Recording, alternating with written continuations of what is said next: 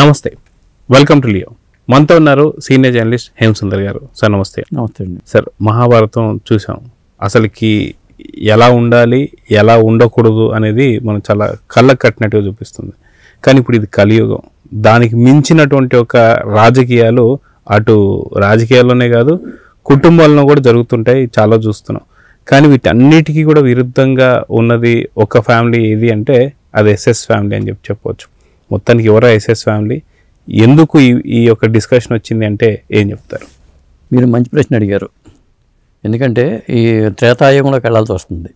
అక్కడ రామాయణం జరిగింది. ద్వాపరయుగంలోకి వెళ్తే మహాభారతం జరిగింది.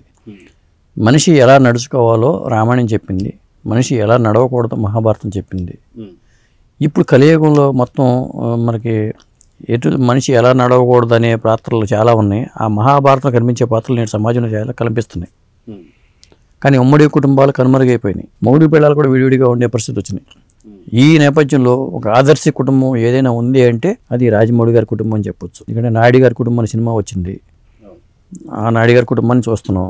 కలిసి ఉంటే కలదు సుఖం అనే సినిమా వచ్చింది.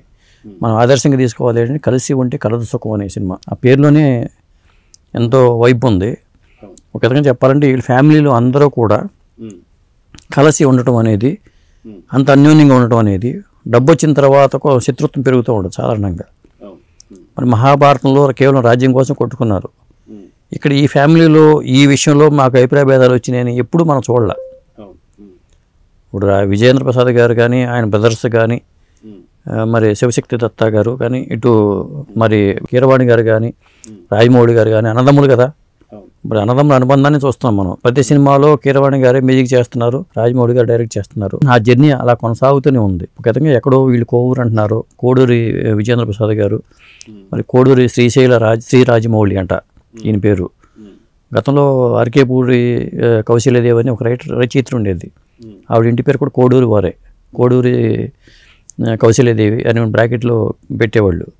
మొత్తానికి ఆ కోడూరు వాళ్ళు వీళ్ళు ఊరు నుంచి వెళ్ళిపోయి బళ్ళారి వెళ్ళిపోయి అక్కడ ఇబ్బందులు పడి సినిమా ఫీల్డ్లో స్ట్రగుల్ పడి వాళ్ళు ఇవాళ ఒక కొలిక్కి రావటం, ఆ ఫ్యామిలీ అంతా అందరూ హ్యాపీగా ఉండటం అనేది ఇది చిన్న విషయం కాదు, చాలా పెద్ద విషయం అని చెప్పాల్సి వస్తుంది. అంత పెద్ద విషయంలో మళ్ళీ కలతలు లేని కాపురాలు అన్యోన్యంగా ఉండటం, అందరూ ఒక తాటి మీద ప్రయాణం చేయటం అనేది అసలు సక్సెస్కి అదే మొదటి మెట్టు అని చెప్పాల్సి వస్తుంది. వాళ్ళు రాజమౌళి గారి సక్సెస్ కానీ, లేదా కీరవాణి గారి సక్సెస్ కానీ, విజేంద్ర ప్రసాద్ గారి సక్సెస్ కానీ ఇదే మొదటి మెట్టు. ఈ కలిసి ఉండటం అనేది మొదటి మెట్టుగా చెప్పాల్సి వస్తుందండి. అదే విజేంద్ర ప్రసాద్ గారు సినిమాల్లో ఎప్పటి నుంచో వర్క్ చేస్తున్నారు. అదేవిధంగా చూస్తుంటే కీరవాణి గారు గతంలో చాలా వరకు ఆయన ఎన్నో సినిమాలకు మ్యూజిక్ ఇచ్చారు. కానీ రాజమౌళి గారు చాలా లేట్ ఎంట్రీ ఇచ్చినా సరే ఇప్పుడు ఆయనే లేటెస్ట్ అయిపోయాడు. సో ఇప్పుడు ఆయన పేరు మీదనే రాజమౌళి గారి ఫ్యామిలీ అని చెప్పేసి అంటున్నారు, కానీ విజేంద్ర గారి ఫ్యామిలీ కానీ లేదా కీరవాణి గారి ఫ్యామిలీ అని చెప్పేసి అనుకోవట్లేదు. ఎందుకంటే తీసిన సినిమాలు తక్కువైనా సరే అది black busters, pan India range లేదా పాన్ వరల్డ్ రేంజ్కి ఇప్పుడు ఈరోజు మహేష్ బాబు గారి సినిమా వెళ్ళిపోయింది. సో ఇప్పటికీ కూడా కలిసి ఉంటే కలదు సుఖం అన్నట్టుగా ఏ సినిమా వచ్చినా సరే కంప్లీట్గా ఫ్యామిలీ ప్యాకేజ్ లాగా తీసుకోవడం.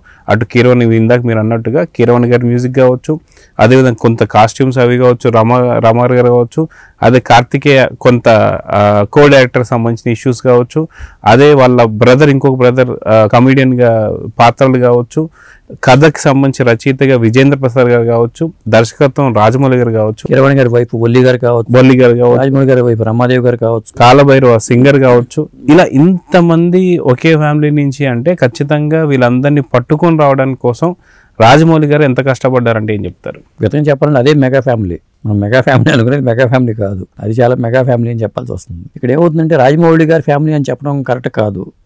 ఎందుకంటే రాజమౌళి గారు సక్సెస్ వచ్చిన తర్వాత ఎవరైనా మనం చెప్పుకుంటూ ఉంటాం, కానీ అది ఆయన ఫీల్ అవ్వట్లా. రాజమౌళి గారి ఫ్యామిలీగా ఆయనే ఫీల్ అవ్వట్లా. మేము ఫ్యామిలీ, మేమనే ఫీల్ అవుతున్నారు తప్పితే నేను నా ఫ్యామిలీ అనే ఆ ఫీలింగ్ ఆయనకి లేదు.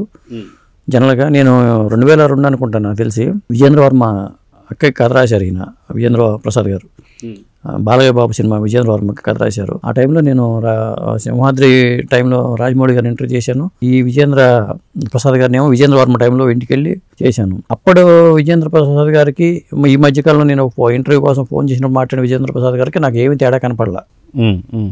అప్పుడు రాజమౌళి గారు, నేను ఈ మధ్యకాలంలో రాజమౌళి గారిని కలవలేదు, కానీ అప్పుడు కూడా రాజమౌళి గారు నేను పెద్ద గొప్ప డైరెక్టర్ అవ్వబోతున్నారు డైరెక్టర్ని కూడా ఆ ఫీలింగ్ కూడా లేదు. ఆ సింహాద్రి టైంలో నేను కలిసినప్పుడు కూడా. కాబట్టి వాళ్ళు ఆ ఫ్యామిలీలు ఏంటంటే ఎప్పుడైనా సక్సెస్ వచ్చినప్పుడు కళ్ళు నెత్తి మీదకి వస్తాయి అంటారు. అది ఎవరికి నెత్తి మీదకి వచ్చిన దాఖలాలు అయితే కనపట్టాల, ఇప్పటికీ కనపట్టాల.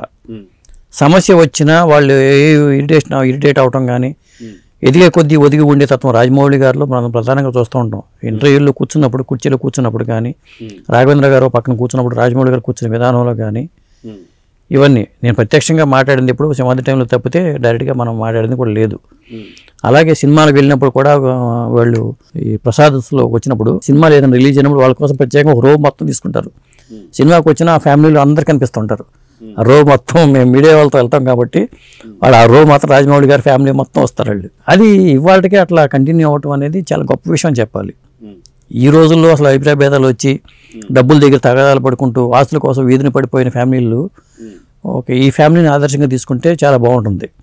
ఎంత సంపాదించారు అనేది కాదు, ఎంత ఆనందంగా ఉన్నాం అనేది చాలా ఇంపార్టెంట్ అక్కడ.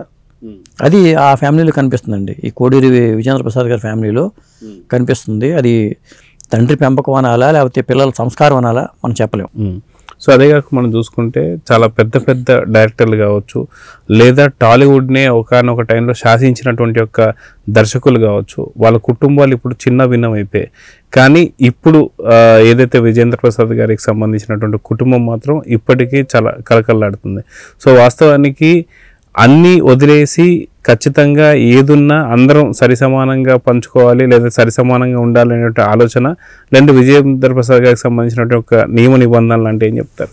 అంటే డబ్బు కోణంలో ఆలోచించుకుంటే కలతలే వస్తాయి. ఇప్పుడు నేను అనుకోవటం వాళ్ళు డబ్బు పరంగా ఆలోచన చేసుకోవట్లా, ఏదో ఒక మాట అనుకుని చాలా ఉమ్మడిగానే వాళ్ళు ఎక్కడ విడివిడిగా ఉన్నా కానీ ఉమ్మడి ఫ్యామిలీ లాగా కనిపిస్తుంది. అది ఈ నేటి తరంలో కనిపించే ఉమ్మడి ఫ్యామిలీలు చాలా కనుమరుగైపోయినాయి. ఉమ్మడి కుటుంబం అని ఆ రోజు సినిమా తీసి జనం చూశారు, కానీ ఈ రోజు ఉమ్మడి కుటుంబం తీస్తే ఎవరు చూడరు. కానీ ఈ రోజుకి నేను ఎందుకంటే విజయవాడ నాస్తి కేంద్రంలో కూడా నేను ఉన్నప్పుడు చూస్తాను, ఆ ఫ్యామిలీలో అన్నదమ్ములు చాలా మంది ఉన్నారు. డాక్టర్ సమరం గారు, లవణం గారు పెద్ద ఆయన, విజయం గారు 2 ఆయన, 3 ఆయన డాక్టర్ సమరం గారు, 4 ఆయన నియంత గారు, ఇట్లా వాళ్ళ అన్నదమ్ములు కానీ అక్క చెల్లెళ్ళు కానీ అందరూ కలిపి ఒకే ఇంట్లో భోజనం చేస్తారు, దంపుడు బియ్యమే తింటారు. సమరం గారు హాస్పిటల్లో ఉండి బిజీగా ఉండి ఆయన 2 గంటలకి 3 గంటలకి భోజనానికి వచ్చినప్పుడు ఆయన ప్లేట్ ఆయనే తెచ్చుకుని ఆయనే భోజనం చేసి ఆయనే ప్లేట్ కడిగేసి ఎక్కడ ప్లేట్ అక్కడ పెట్టి వెళ్ళిపోతారు.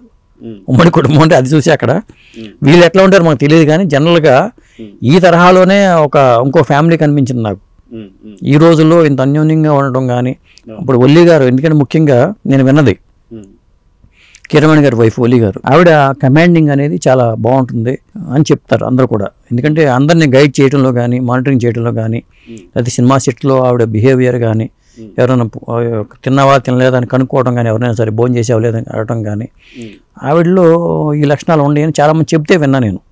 వాస్తవంగా నాకు తెలియదు కానీ, నేను ప్రత్యక్షంగా చూసింది లేదు కానీ చాలామంది చెప్పారు నాకు. ఒల్లి గారు చాలా బాగా చేస్తారండి సెట్లో కానీ, ఇవన్నీ అన్నీ చూసేదంతా ఒల్లి గారే అని చెప్పి అన్నారు వాళ్ళు.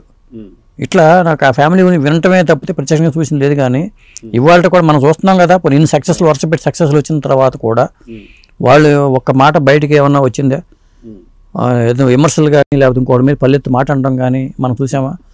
అది మనం నేర్చుకోవాల్సింది ఈ రోజుల్లో. అయితే ఇన్ని సక్సెస్లు రావడానికి కూడా కారణం ఇంత కలిసిమెలిసి ఉండడం అని చెప్పి కూడా చాలా మంది అంటుంటారు. సో దీని గురించి మీరు ఏం చెప్తారు? అదేనండి, చెప్పాక కలిసి ఉండి కలసుకుని అనే సినిమానే వచ్చింది ఆ రోజుల్లో. ఈ రోజులో మనం చూస్తున్నాం ఇది ఇట్లా కంటిన్యూగా అవుతుంది తెలిసి. ఎందుకంటే తేడాలు వస్తే ఎప్పుడో 1 సంవత్సరంలో వచ్చేస్తాయి. ఒక్కసారి అకస్మాత్తుగా డబ్బులు సంపాదించగానే మన అంబానీలే కొట్టుకున్నారు. అంబానీ సోదరులు కూడా ఆస్తులు తగాదాలు పడిపోయారు. కానీ ఎక్కడ ఇటువంటి తగాదాలు కానీ నాటి పిల్లల దగ్గర కూడా ఈ గ్యాప్ ఉందని నేను అనుకోవట్లా. వాళ్ళు వచ్చిన జనరేషన్లో పిల్లలు వచ్చేస్తూ ఉంటారు. వచ్చిన తర్వాత కూడా వాళ్ళ మరి అది సంస్కారం అనుకోవాలి. చెప్పాలంటే పెంపకం అనడం కన్నా అందరిలో ఉన్న సంస్కారం అని అనుకోవాలి. అది స్వతహాగా జీన్స్లోనే ఉంటుంది అది. అందుకనే అలాంటి వాళ్ళే దొరికారు అందరికీ.